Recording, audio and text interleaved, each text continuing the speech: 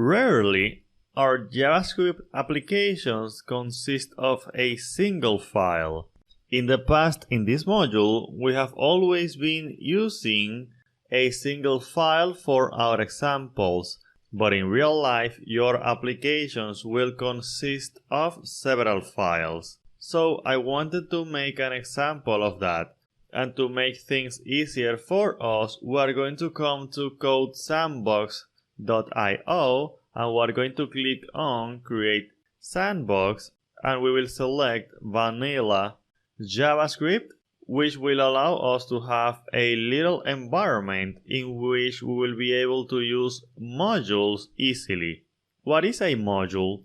With a module, we can organize our application in different sections.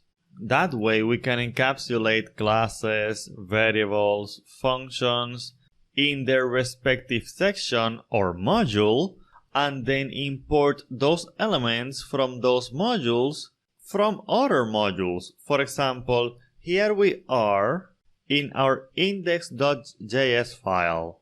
And as you can see, I am importing styles.css, and that is fine, but what if we want to create a module that will contain a person? Remember that in the past we have been using a person object. What if I want to have that in another place and import that from here? Let's do that. I will go to src, right click, create file, and I will say person.js, enter, and in person.js I will do the following. I will say const first name equal to Felipe.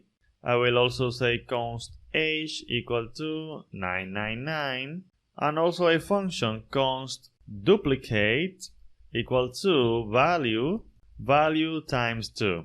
These are just example values which are going to allow us to understand how to use modules. Now, I want to use this first name from my index.js file. How do I do that?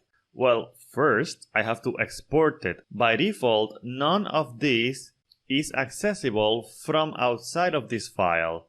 I have to say here, export, for example, first name. Now I am exporting first name, which means that it is accessible from outside of this module. I can come here and say import first name from, and I can say /person.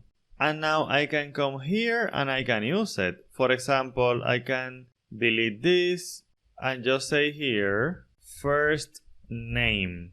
And as you can see here we have Felipe. So from index.js I am being able to import this value that I have here. But I am not limited to only exporting a single value. I can also export age and duplicate. Let's do that. I can say age here and duplicate here, and now I can save, and from here I can come here and say I want to import age and also the duplicate function. And now I can say here, let's say age, and as you can see we have 999, and also I can say here duplicate 2, and we have here 4, which is great. Now if I come here and I stop exporting age, for example, then we are getting undefined here. Why is that? Because we are trying to import something that is not exported from the module, and we are not allowed to do that, and therefore age is undefined. Something else that you will see when you work with modules are default exports. For example, let's say that I want to make this as the default export element from this module. For that I can say here as default, and I can come here, and now you will see that we haven't defined here. Why is that? Because this syntax in which we are importing and using a curly bracket is used for things that are not default. I have to take this out from here and say, for example, first name, comma, like this, and now I have first name, Felipe, undefined for age. Let me delete age from here and also from here. But besides that, everything is working. I have first name here outside of the curly bracket because this is the default export from our person module. And I don't have to name it first name. I can name it whatever I want. For example, I can say here my value and put here my value, and you are going to see that my value is equal to Felipe. It doesn't matter because since there is only one default value to export, JavaScript knows that this my value represents the thing that is being exported by default. We can do the same for things that are not the default export. For example, I can create an alias here. Let's say as duplicate2, and let me put this in another line so that it can be better visualized.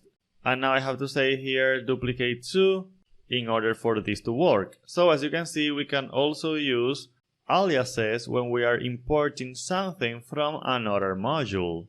Now, something else that you will see is that you can omit this and do the exporting from here. I can say export const first name, export const age, export const duplicate, and now I can come back here and I can delete this, and now I will say first name as my value, duplicate as duplicate2. I am creating aliases here, which are optional of course, but as you can see, now everything is working.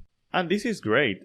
It means that you have different styles for exporting elements from your modules. In my case, I tend to use this the most because it's easier to see. And of course, it goes without saying that you cannot export whatever you just don't want to export. Like if I don't want to export this age value, then I just don't do it. And now it will be impossible for another module to get the value of age. The same can be said for classes, functions, and things like that you want to encapsulate in your modules and you don't want other modules to be able to use them. So in our real applications, we are always going to be using modules because in that way we can organize our code more efficiently.